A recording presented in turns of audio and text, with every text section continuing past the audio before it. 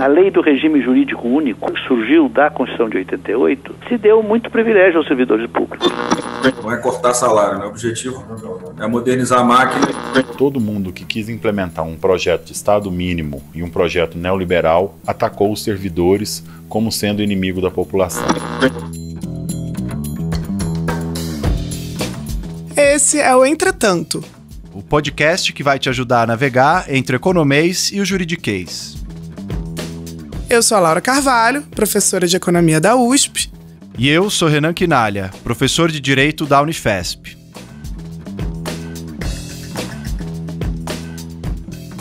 Neste episódio, vamos falar sobre aspectos jurídicos e econômicos do funcionalismo público no Brasil. Então, Renan, começamos a semana com esse episódio lamentável em que uma menina de 10 anos estuprada passou a ser objeto de manifestações contrárias ao aborto, né? Algo que está previsto, inclusive legalmente. Tá difícil, né, esse país. Sim, cada hora uma notícia nova e uma politização de questões que não deveriam ser atravessadas por isso, né? Uma tragédia, enfim, uma violação de uma criança, uma menina de 10 anos que foi estuprada provavelmente por um membro da família que está foragido, e é uma loucura que ela tenha precisado sair do estado dela de origem e ir até Pernambuco para poder fazer um procedimento que está resguardado, que já está garantido pelo Código Penal de 1940. Ou seja, por mais que seja um momento importante de discussão em relação ao direito ao aborto, à livre escolha da mulher, mas nesse caso específico já é uma hipótese prevista na lei que não demanda autorização judicial, não precisaria ter uma viagem, né? E ela não conseguiu fazer esse procedimento e exercer esse direito no seu local de domicílio. É muito chocante, impressionante quanto a gente está andando para trás, né, em alguns temas.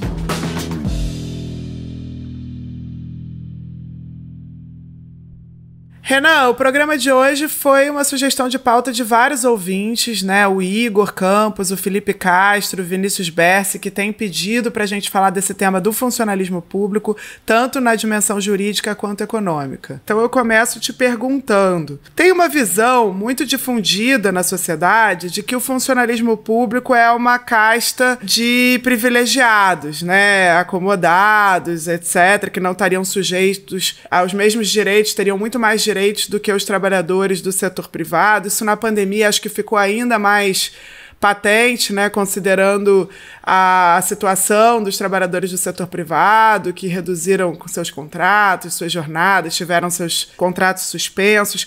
Mas eu acho que é importante discutir um pouquinho essa questão da estabilidade do servidor público, né? De onde vem essa ideia de ter estabilidade garantida para o servidor público?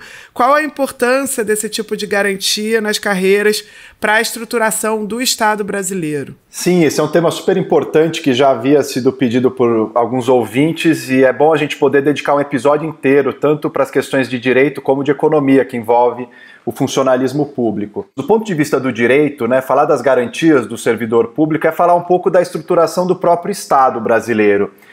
E esse é um tema que foi central para todo mundo que pensou a formação da sociedade do Estado brasileiro, que a gente chama do pensamento político brasileiro. Se a gente voltar lá atrás, né, trabalhos importantes do Sérgio Buarque de Holanda, que vai falar sobre a indistinção entre público e privado no Brasil, Raimundo Fauro vai falar sobre o conceito de patrimonialismo, também remetendo a uma dificuldade de criar uma burocracia impessoal no Estado brasileiro, né, que é atravessada por interesses privados. O Vitor Nunes Leal vai escrever sobre coronelismo e clientelismo. Todos esses autores estão um pouco querendo compreender como é possível emergir um Estado moderno no Brasil com uma burocracia que seja impessoal e que preste serviços públicos de qualidade para a população. E isso passa por, de alguma maneira, criar a figura de um servidor público dotado de estabilidade e de garantias para ele não ficar refém do governante de ocasião ou dos interesses econômicos que sempre atravessam a administração pública, ou seja, de empresas que buscam ter contratos, prestar serviços. Então todos esses autores, no fundo, e essa é uma questão da nossa ciência política, né, que influencia muito o direito administrativo brasileiro, eles estão buscando equacionar uma coisa que não é fácil de equacionar, né? Qual que é a medida correta, adequada de você proteger esses servidores para não gerar, obviamente, né, um mundo só de privilégios, de corporativismo, né, de fechamento ali dentro de uma série de vantagens que são muitas vezes diferentes do mercado privado, mas ao mesmo tempo é preciso dar conta de que essas carreiras de Estado elas têm especificidade e não pode haver a mesma relação que há de trabalho como no mercado privado, porque o Brasil tem uma formação muito baseada, né, nessas localidades, vem desde as capitanias hereditárias, vai marcando com estados fortes, com elites liberais locais muito fortes, e durante a Era Vargas que vai emergir uma ideia de uma burocracia mais profissionalizada, que isso vai tomar mais força. Vai ser criado em 1937, por conta da Constituição de 37, o DASP, que é o Departamento Administrativo do Serviço Público. E ele vai ter um papel super importante, o DASP, porque ele vai, de alguma maneira, ajudar a racionalizar a administração pública. Coisas que para a gente hoje são muito triviais e generalizadas, a gente até espera que a administração pública funcione dessa maneira, naquele momento ainda não era assim, né? Então, prever dotação orçamentária, aparelhar as agências de governo com os materiais, recursos necessários, concursos para acesso a esses cargos, né? Antes vinha uma livre nomeação de quem era próximo, não precisava ter competência, mérito nenhum, né? Então, o treinamento desses quadros do serviço público, a produção de relatórios para acompanhar tanto a execução do orçamento como a execução das tarefas por parte dos servidores, tudo isso começa a ser elaborado a partir do DASP, que vai vigorar durante a Era Vargas, sobretudo o Estado Novo, mas depois, com a redemocratização em 46, vai perdendo força e acaba sendo absorvido pelo Ministério do Planejamento e vai ter alguns outros nomes dentro da estrutura do Estado brasileiro, esses departamentos específicos voltados para a racionalização da gestão. Mas vai ser com a Constituição de 88, já mais recentemente, que a gente vai ter a consagração mesmo de um regime jurídico único para os servidores públicos. A Constituição pretende ser a voz, a letra, a vontade política da sociedade rumo à mudança. Que a promulgação seja nosso grito. Mudar para vencer. Muda, Brasil! Muda, Brasil!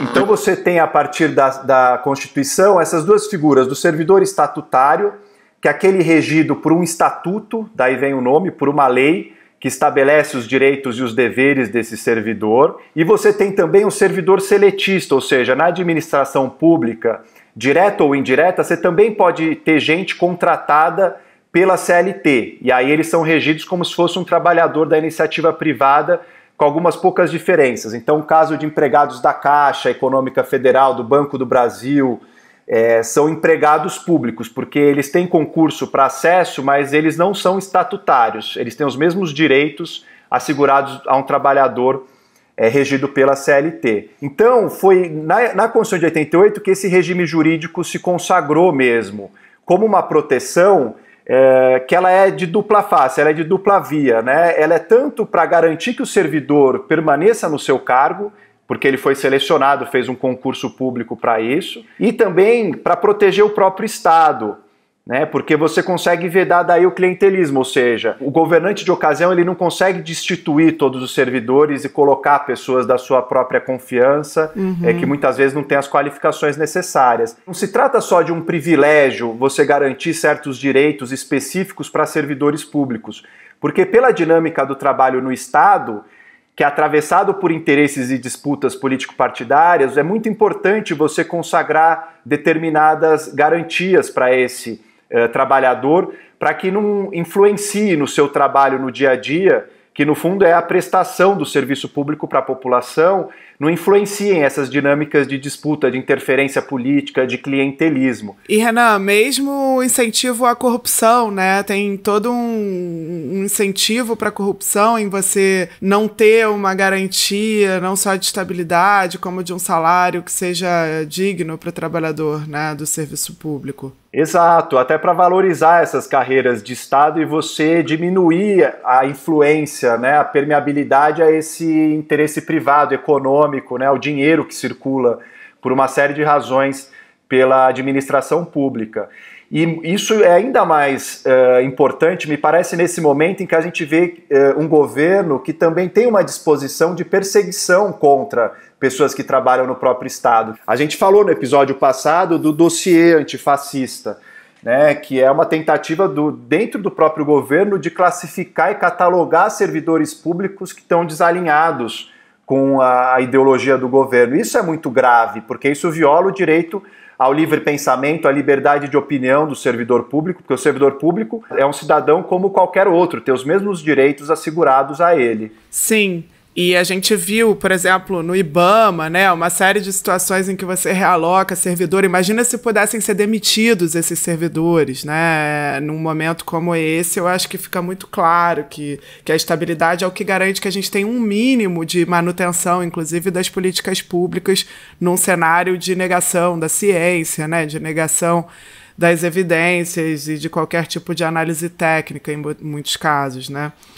Bom, Renan, mas eu queria te perguntar, na verdade, um pouco mais sobre essa garantia de estabilidade. Todos os servidores têm direito a essa estabilidade? O que significa a estabilidade? Significa que o servidor não pode ser demitido de maneira nenhuma, mesmo se tiver feito algo realmente, enfim, que daria uma demissão por justa causa no setor privado? Sim, essa questão é importante porque há uma incompreensão, né? A estabilidade ela não é absoluta, ela também não vale para todos os servidores. Um primeiro recorte é esse que eu já falei anteriormente, ou seja, nem todos os servidores públicos são estatutários. Os servidores públicos seletistas, eles podem ser dispensados sem justa causa e vão receber indenização para isso. Agora, os servidores públicos que são estatutários, que são regidos por uma lei específica, né, no caso do governo federal é a Lei 8.112, né, os governos estaduais, municipais têm leis específicas para os seus servidores também em cada ente federativo. Eles adquirem a estabilidade depois de entrarem em cargo de provimento efetivo por concurso público, ou seja, eles são selecionados por concursos de provas e de títulos, isso está na Constituição, né, essa exigência, e ele, depois de 3 anos exercendo o cargo, passando por relatórios de avaliação, que depende da carreira, né, no caso nosso de professores universitários, a gente tem que passar por uma série de comprovações, né, das nossas atuações em pesquisa, ensino e extensão. Servidores de outras carreiras têm que comprovar também sua produtividade e eficiência no trabalho. E aí depois desses 3 anos é que se adquire o direito à estabilidade. Mas mesmo assim, a própria Constituição, no artigo 41, quando traz a estabilidade, ela estabelece que o servidor público estável pode perder o cargo por uma sentença judicial transitada em julgado, né? Então pode haver alguma determinação da justiça e a administração pública tem que acatar. Também por processo administrativo, se ele viola algo da lei específica que rege a carreira, né, dessa lei, desse estatuto, ele também pode sofrer um processo administrativo, tendo um direito à ampla defesa, mas se condenado, ele pode perder a estabilidade, ser afastado das funções, perder o cargo. E em 1998, uma emenda constitucional 19, que fez uma reforma administrativa, ela também incluiu um inciso 3º nesse artigo, que traz a hipótese de um procedimento de avaliação periódica de desempenho na forma de lei complementar, assegurada ampla defesa. Então, Renan, por exemplo, aquela ideia do servidor público que deixava o paletó na cadeira, no seu órgão, né, no determinado escritório, e ia embora e voltava no final do dia para pegar o paletó e não frequentava o ambiente de trabalho, essa ideia ela não vale mais, no sentido de que há uma possibilidade clara de demitir alguém que não esteja executando as suas funções, mesmo sem precisar de um processo muito demorado, né? Algo que tem possibilidade de previsão nessa última revisão aí da reforma administrativa. Sem dúvida, que tem sido aperfeiçoada, né? Porque, no fundo, é um processo de aprendizado também, de aperfeiçoamento da administração pública. Então, não dá para você atribuir o problema ao Instituto da Estabilidade, né? Se a administração pública ela não fiscaliza bem, não acompanha, não monitora, não traça bem as metas de gestão ali dentro, é um problema que não é do Instituto da Estabilidade, que visa uma proteção daquele trabalhador em relação às ingerências políticas. É uma questão de aperfeiçoar os mecanismos de controle desse trabalho e implementar sanções nos casos em que for cabível. Se a administração não controla esse trabalho e a eficiência, a produtividade, é ela, no fundo, que está em desacordo com a legislação, porque a própria lei estabelece que a administração tem um dever, né? Os gestores têm o dever de acompanhar, de produzir esses relatórios, de aferir no período do estágio probatório, que são esses 3 anos iniciais, né, e de acompanhar o cumprimento. E há várias hipóteses, né, previstas na legislação também. A 8.112 tem isso, que é a federal, que é a referência para vários de estados e municípios, mas tem hipóteses também de indisciplina, de desídia, de você não cumprir sua função adequadamente. Ou seja, tudo isso pode gerar sindicância, processo administrativo, não faltam esses procedimentos, né? Então essa ideia de uma estabilidade em absoluto, de um servidor público que é intocável, que é muito privilegiado, não reflete a realidade do conjunto do serviço público brasileiro. E a gente sabe, nesse momento, por exemplo, em relação à pandemia, como o SUS, né, que é um exemplo de excelência, com todos os problemas que possa haver, mas a gente vê a importância de um serviço público, de pessoas trabalhando ali, e como isso dá uma resposta positiva para a sociedade.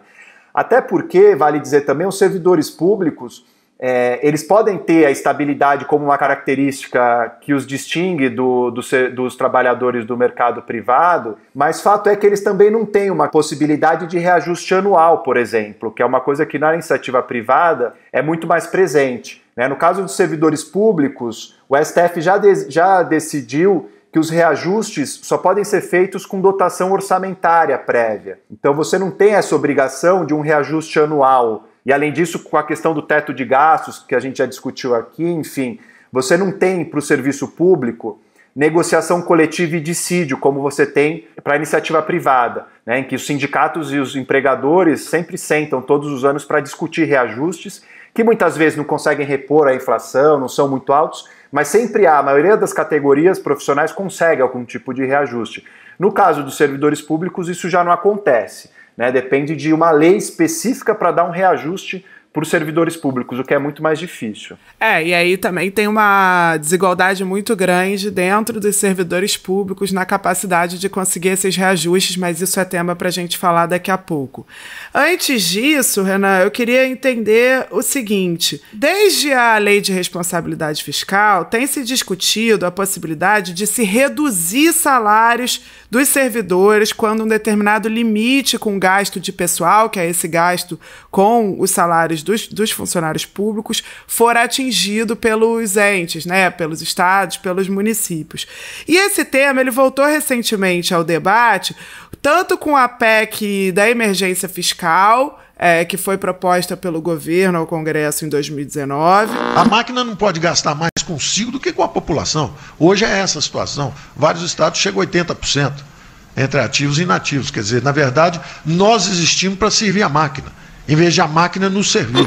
Quanto com a discussão do Pacto Federativo também, no ano passado.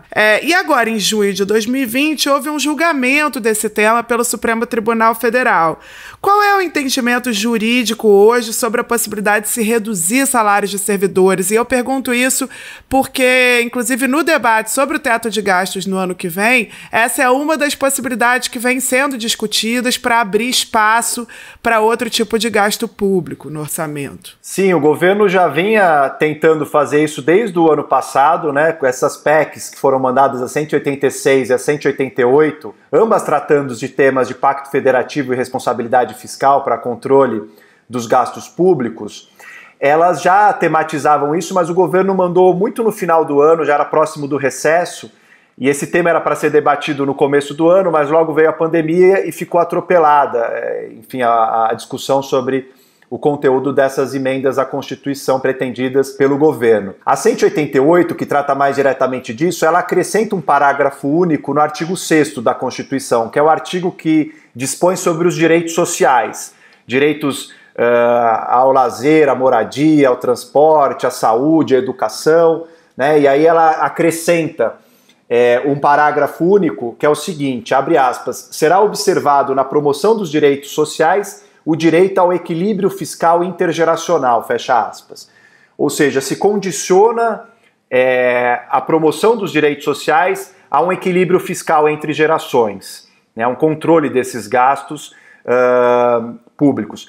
Então, é uma tentativa bastante profunda, contundente, de mudar o modelo da Constituição, né? O nosso modelo de Constituição é o modelo de um Estado social, interventor, de garantia dos direitos, que tem sim mecanismos também de controle de gastos, né, de tentativa de um equilíbrio fiscal e tudo mais, mas o foco ali é a garantia desses direitos. Então essa PEC ela já busca reduzir isso. E além disso, a PEC dispõe sobre a possibilidade de redução de 25% dos salários dos servidores públicos. E das jornadas, né, Renan? E das jornadas também. Isso estava de alguma maneira já prevista, a possibilidade de redução a partir de um determinado teto de gastos, de porcentagem dos gastos correntes com folha de pessoal, já estava previsto lá na Lei de Responsabilidade Fiscal.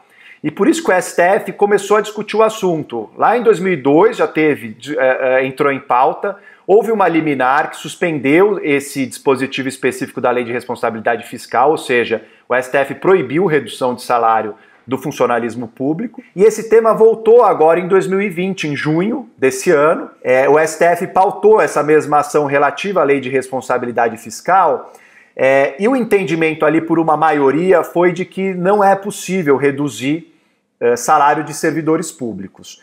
Por quê? O argumento, basicamente, de um lado, né, o Alexandre de Moraes, que foi o relator, o ministro Barroso, eles alegavam que o Estado estava vivendo para pagar salários de servidor, né, e que reduzir o salário seria uma solução menos gravosa, menos prejudicial do que você acabar com o cargo público daquelas pessoas, né? Então você teria uma maneira menos gravosa de tentar equilibrar essas contas com essa redução temporária dos salários.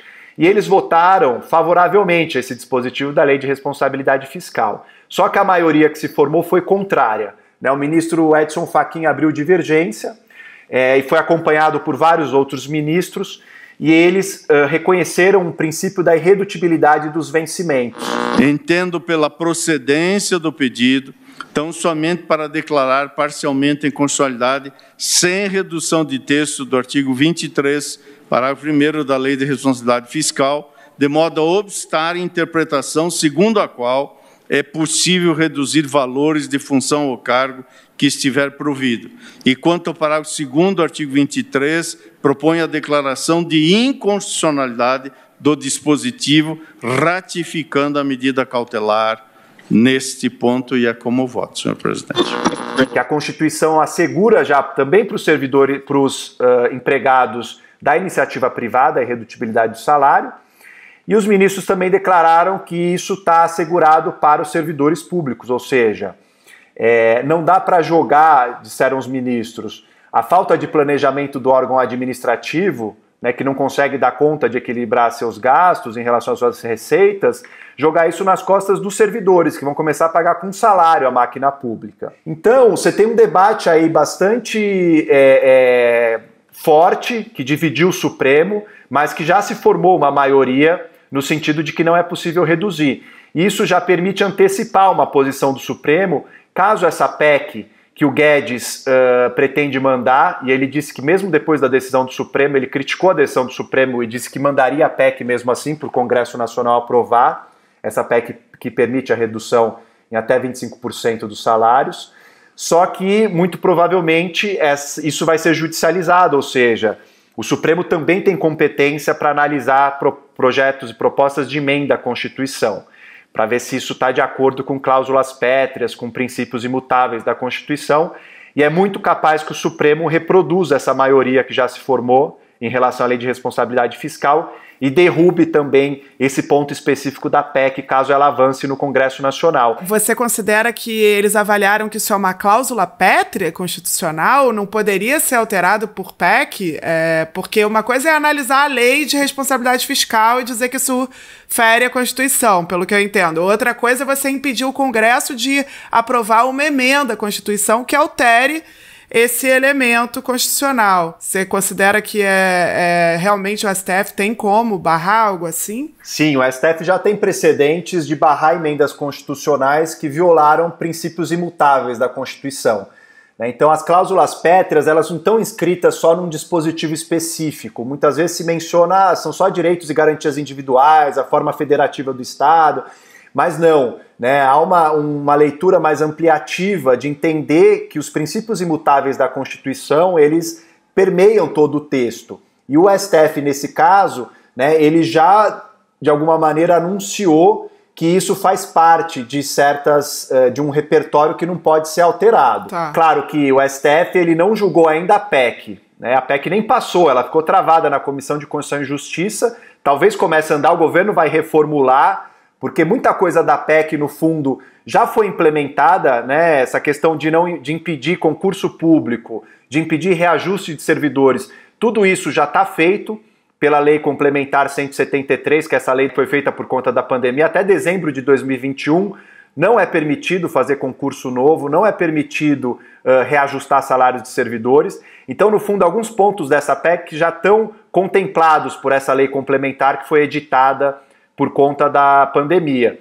Então, o governo provavelmente vai querer reformular o conteúdo dessa PEC e provavelmente também vai levar em conta essa manifestação do Supremo Tribunal Federal em relação à Lei de Responsabilidade Fiscal, porque isso pode afetar conteúdos da própria PEC. E do ponto de vista legal, se não for possível reduzir a jornada e os salários dos servidores por meio dessa PEC, que outro tipo de forma o governo tem para reduzir os gastos com a folha de pagamento do funcionalismo público? Tem várias alternativas, né, que estão colocadas aí na mesa e que é possível, inclusive, lidando com a questão da folha mesmo de pagamentos, né? Então você pode extinguir cargos em comissão e funções de confiança. Né? Isso é algo que, inclusive, já há dispositivos numa tentativa, né, de reduzir o percentual desse tipo de cargo, porque são cargos de livre nomeação, que sempre geram problemas, porque estão mais sujeitos a essas ingerências políticas, a proximidades, a relações de compadrio e etc. Você pode estabelecer regras para preenchimento dessas funções de confiança só por servidores efetivos,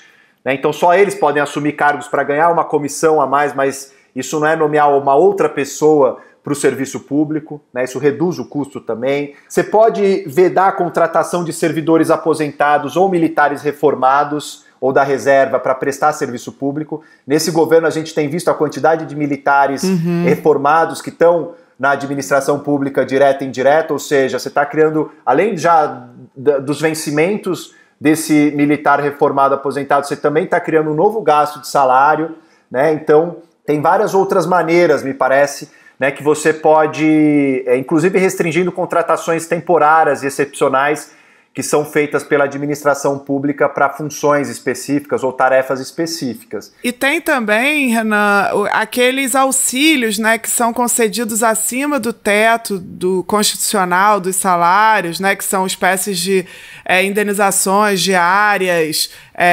enfim, outros, auxílio moradia, outras coisas que não são salários de servidores e que também poderiam ser cortadas por meio de, enfim, sem nem precisar alterar a Constituição, né? Sim, tem muitos penduricalhos, né, em algumas carreiras do Estado. Não são todas, eu diria que são a minoria, e acho que a gente vai falar um pouco mais disso a seguir, com gratificações, com adicionais, né, e é possível fazer um teto constitucional mesmo para os salários, para os vencimentos, que seja de fato um teto, que não haja mais nada ali puxadinho, né, um penduricalho a mais.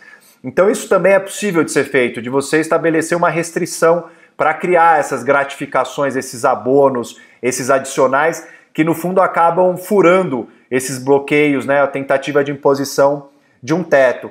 Então, sem dúvida nenhuma, é muito importante a gente discutir, né, como aperfeiçoar a administração pública, ter mais mecanismos de controle para buscar maior eficiência, avaliar desempenho dos servidores, né, mas tudo isso já tem previsão legal, é possível ainda melhorar, sem dúvida nenhuma, numa reforma administrativa, né, mas não dá para pautar esse debate com uma demonização do Estado, né, do servidor público, reduzindo todo o servidor público a um marajá, um preguiçoso que não trabalha, porque no fundo a gente está falando de serviços públicos, né, de conseguir prestar para a sociedade serviços que são fundamentais, porque em geral quem são os servidores públicos que estão na maioria, que ocupam a maior parte das folhas de pagamento né? São professores, são médicos, são policiais. Né? Você vai retirar isso? A gente pode viver numa sociedade sem essas categorias de pessoas trabalhando? Né? Então não dá. Então acho que esse debate precisa, sem dúvida nenhuma, ser feito, mas tomar um cuidado para não se tomar o todo pela parte, pegar uma minoria de categorias que são privilegiadas, que é preciso debater esses privilégios, né, e combater esses privilégios na administração pública e achar que isso serve para todo tipo de funcionalismo, porque não é isso que se verifica na prática.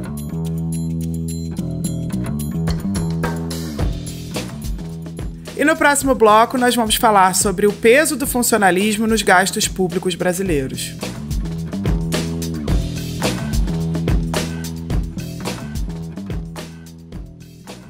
Laura, em relação a esse tema ainda do funcionalismo público, recentemente o Jornal Nacional apresentou um gráfico do Instituto Millennium que gerou bastante discussão, porque esse gráfico comparava a participação no PIB de gastos com servidores em relação a gastos com saúde e educação, né, sinalizando ali que havia um excesso de gastos com servidores no Estado brasileiro. Por que esse dado, esse gráfico foi questionado por economistas? Então, na verdade, essa ideia de separar, né, saúde de um lado, educação do outro, funcionalismo público do outro, né, justamente abstrai daquilo que você acabou de dizer, né, Renan, que os funcionários públicos, em geral, muitos deles prestam serviços de saúde e educação, além de outros serviços para a sociedade, né? Então, essa separação, ela não faz muito sentido quando a gente está pensando naquilo que a sociedade precisa, né, para a saúde, para a educação, que inclui médicos e professores, né? Para que a gente tenha uma ideia, de cada 100 servidores públicos, e aí considerando as esferas estadual, municipal e federal, 22 são professores, 2 trabalham em outras áreas também na educação, 16 são administradores, aí sim você poderia entender que não tem relação com o serviço, mas não é bem assim, porque os funcionários, por exemplo, do Ministério da Saúde, que precisam coordenar as políticas, aliás, coisas que estão em falta nesse momento, né, dada a falta de um ministro da Saúde, mas os próprios administradores também fazem, né, têm uma função para coordenar aquilo que está sendo prestado lá na ponta para a população. Mas, além disso, 11 são médicos, enfermeiros ou outros profissionais da saúde, 5 trabalham com a limpeza, 4 prestam serviços de segurança. Então, quer dizer, se a gente olha para esse total aí dos gastos com funcionários públicos, certamente tem uma maioria que está vinculada direta ou indiretamente aos serviços que estão prestados para a população nas áreas de saúde, educação e segurança pública, né? Como você menciona. Então, de fato, esse tipo de comparativo, né, que foi apresentado pelo Jornal Nacional não faz muito sentido e acho que tende a levar justamente a essa demonização, a essa ideia de que, na verdade, os servidores públicos estão apenas drenando esses recursos da sociedade sem dar nada em troca, né? Quando, na verdade, muitos dos funcionários públicos estão justamente prestando serviços. Sim, e o próprio Jornal Nacional e vários economistas estão defendendo uma reforma administrativa, uma forma para reduzir essas despesas obrigatórias e liberando espaço, né, do teto de gastos para outros itens. Como que você lê essa questão numa equação mesmo? Você acha que tem espaço para economizar com servidores públicos? Essa reforma é de fato uma reforma central, como o governo vem anunciando desde o ano passado?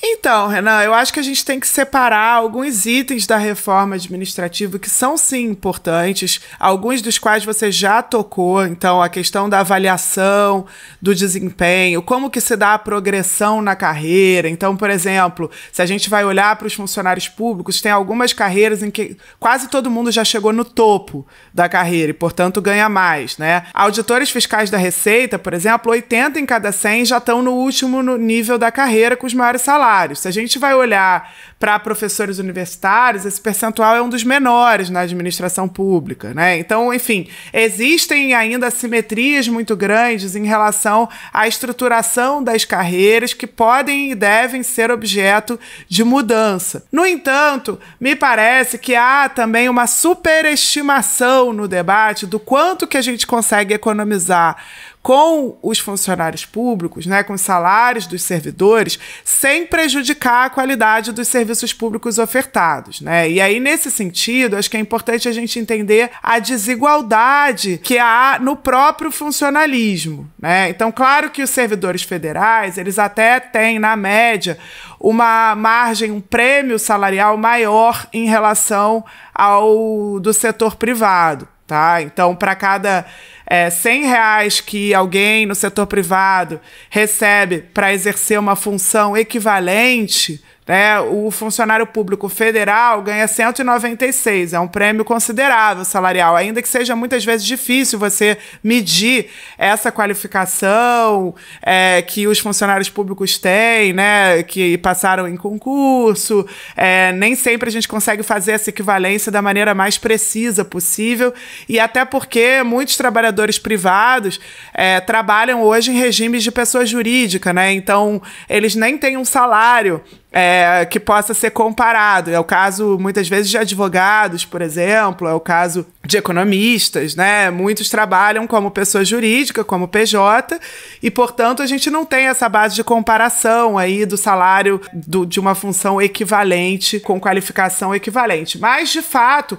há nos servidores federais um prêmio, né? Mas se a gente vai olhar o servidor municipal e estadual, a gente vai ver que quase não tem diferença já naquilo que é recebido por um funcionário público e por um trabalhador do setor privado numa função equivalente. Se a gente olha, no entanto, para o conjunto dos servidores, a gente vai ver que a média é que se receba 8% a mais no funcionalismo público em relação a uma função equivalente no setor privado, quando em outros países a gente vê que essa média é de 21%. Isso foi um relatório do que o Banco Mundial fez, que fez essa comparação. Ou seja, o Brasil não está tão destoando, vamos dizer assim, de outros países nesse pagamento de um salário um pouco superior na média do setor público em relação ao setor privado. O que é mais ainda importante quando a gente quer analisar o potencial de economia de recursos nessa área é a gente notar que, do ponto de vista global ainda, pensando em todos os servidores, tá? Então todos os entes federativos, metade dos servidores ganha menos de R$ 2.700 por mês, tá? Isso antes dos descontos de imposto. A gente está falando de metade das pessoas com menos de 3 salários mínimos, então é difícil imaginar o quanto você consegue cortar aí de recursos, né, sem prejudicar a própria prestação de serviços, né? A revista Piauí compilou um pouco do que o Atlas do Estado brasileiro e mais esse relatório do Banco Mundial apresentaram. No serviço público, os varredores de rua ganham em média R$ 1.600. Os professores de 1ª a 4ª série com nível superior, ou seja, os professores que têm faculdade, ganham R$ 3.300 em média no Brasil. Já está valendo. O novo piso salarial dos professores da rede pública da educação básica agora é de R$ 2.886. Os médicos clínicos ganham R$ 9.800. Isso tudo a gente está falando em valor bruto, tá? Antes dos descontos. Os administradores ganham em média R$ 10.300.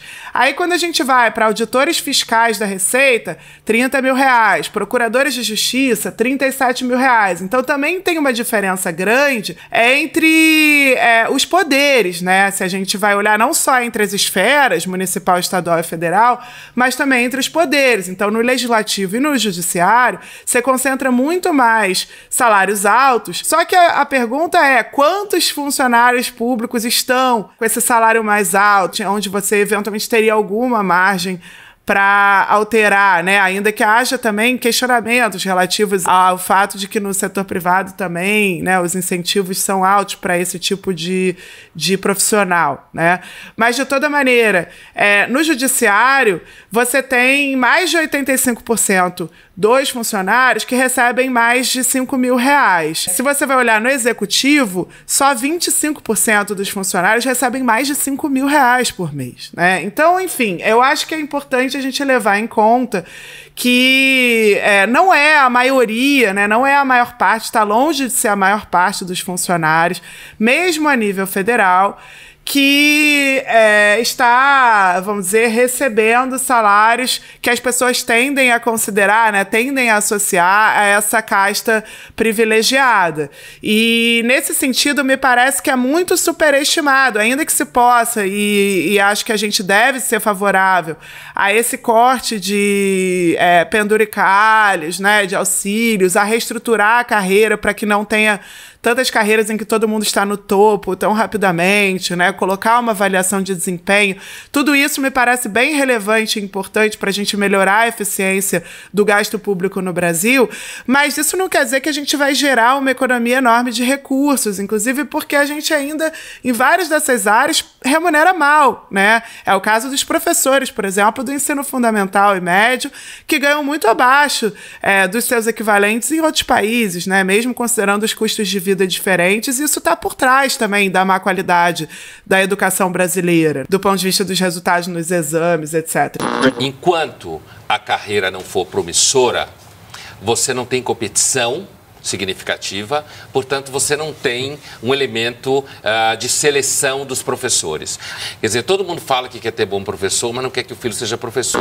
Eu brinco até que o quanto se espera, né, essa superestimação do que se pode economizar com funcionalismo, ela é equivalente, de um lado do espectro ideológico, a uma superestimação do que se poderia arrecadar com um imposto sobre grandes fortunas do outro lado, tá? Porque, na verdade, o imposto sobre grandes fortunas, ele até tem objetivos outros, ele evita que se perpetuem desigualdades ao longo do tempo, a concentração de riqueza é muito fundamental. Agora, do ponto de vista arrecadatório, né, no Brasil, o potencial de se arrecadar realmente é muito maior com o imposto de renda mesmo, sobre as rendas mais altas. Então, eu acho que nesse debate, muitas vezes, entra muita ideologia, uma ideia de que, bom, você pode cortar aqui, tem muita coisa sobrando, né, de um lado e do outro, quando, na verdade, não é bem assim. Sim, e os economistas vêm culpando no debate público um crescimento excessivo das despesas obrigatórias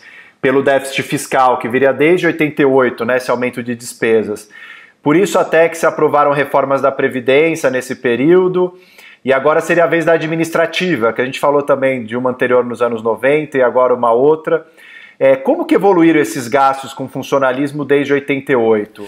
Então, eu acho que esse é um ponto bem importante, Renan, porque se criou essa ideia no Brasil de que a Constituição de 88 é responsável pelo colapso fiscal que a gente está vivendo, né?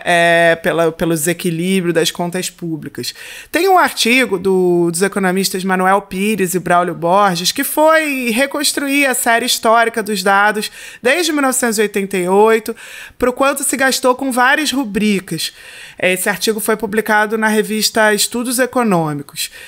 E, na verdade, o que eles encontram é que, de fato, a Previdência, né, ela foi respondendo por uma parcela cada vez maior dos gastos, então você tem um crescimento acima, inclusive, do crescimento da economia com esse tipo de despesa, com aposentadorias.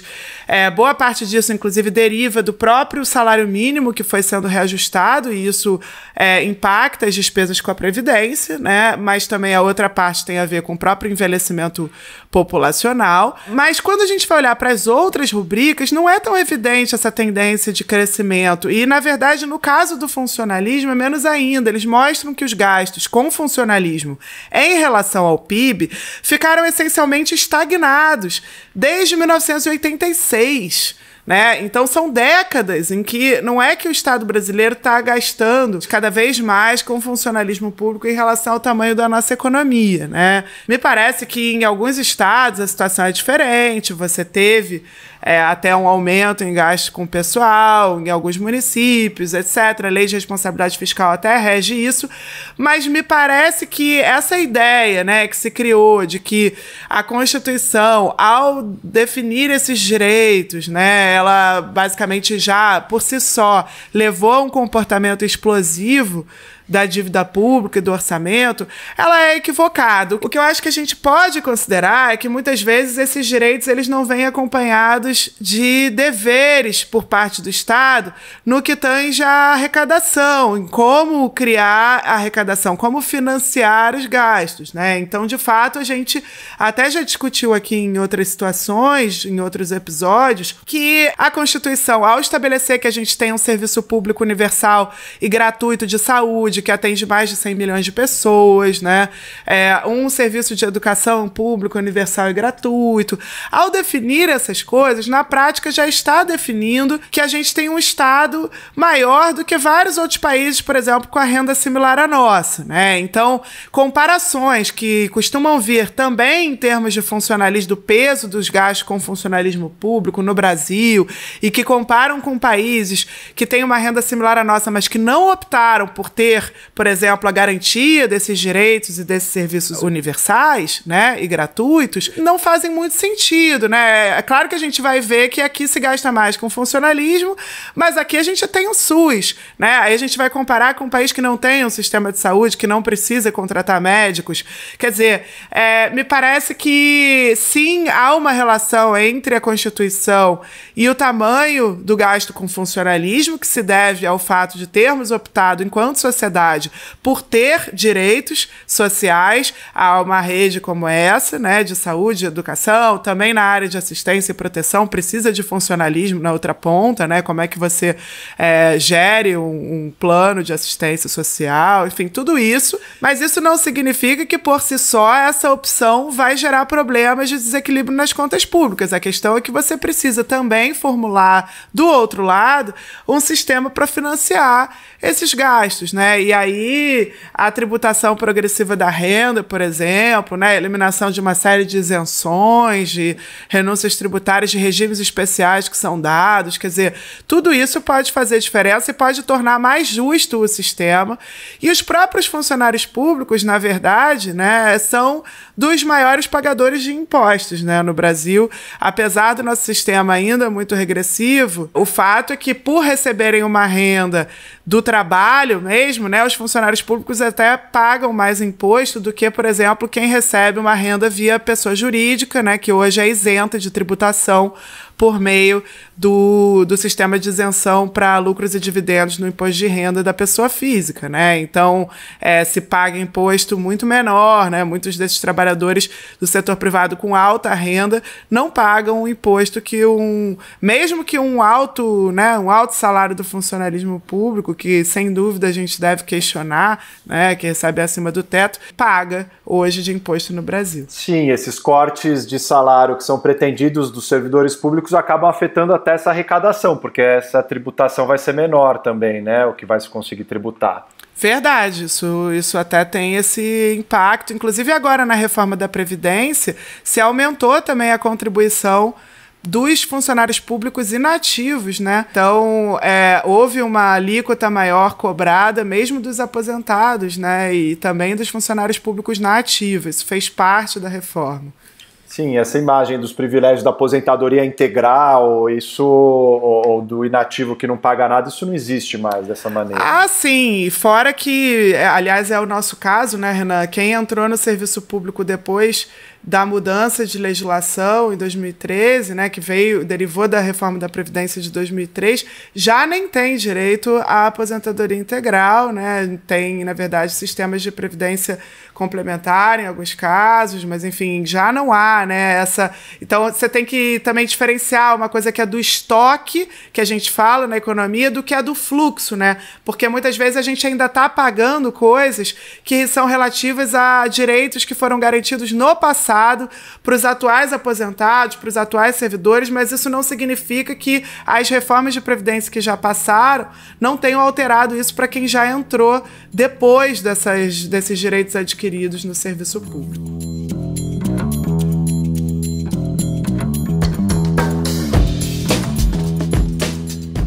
Bom, gente, continuamos recebendo aqui e-mails no entretantopodcast@gmail.com e também comentários e sugestões usando a hashtag Entretanto no Twitter. Alguns e-mails chegaram sobre o nosso último episódio. O Gustavo Garcia, na verdade, toca até num artigo que foi publicado na Folha, uma espécie de manifestos de vários economistas a favor do teto de gastos, que afirma que o teto não prejudica gastos sociais.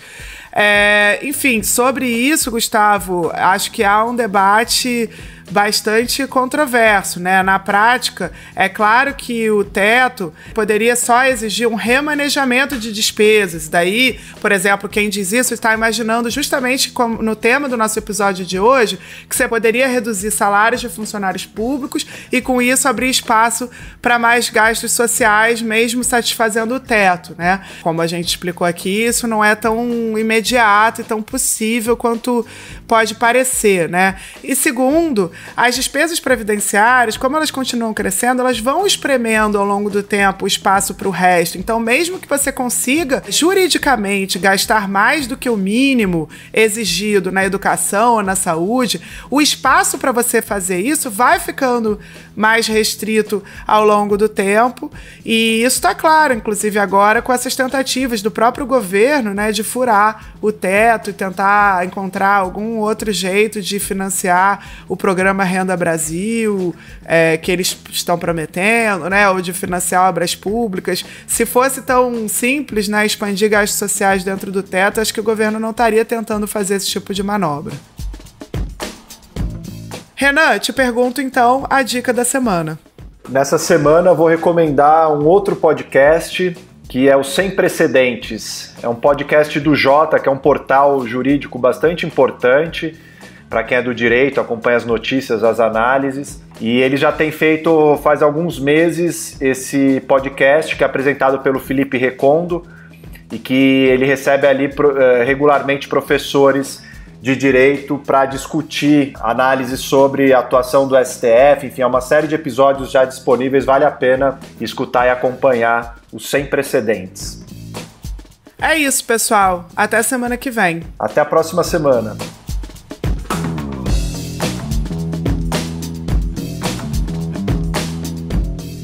O Entretanto é uma produção da Mira Filmes, com direção do Bruno Orovics, edição da Júlia Leite do Bruno Orovics e produção do Gustavo Rosa de Moura e da Marina Persson.